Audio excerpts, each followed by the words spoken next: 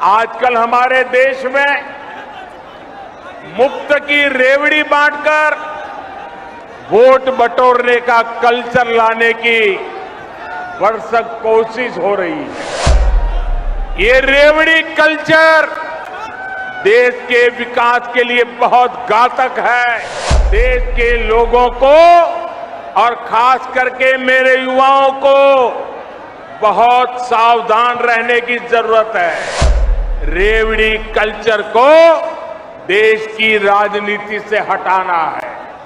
माताओं बहनों, जोर से ताली बजाना।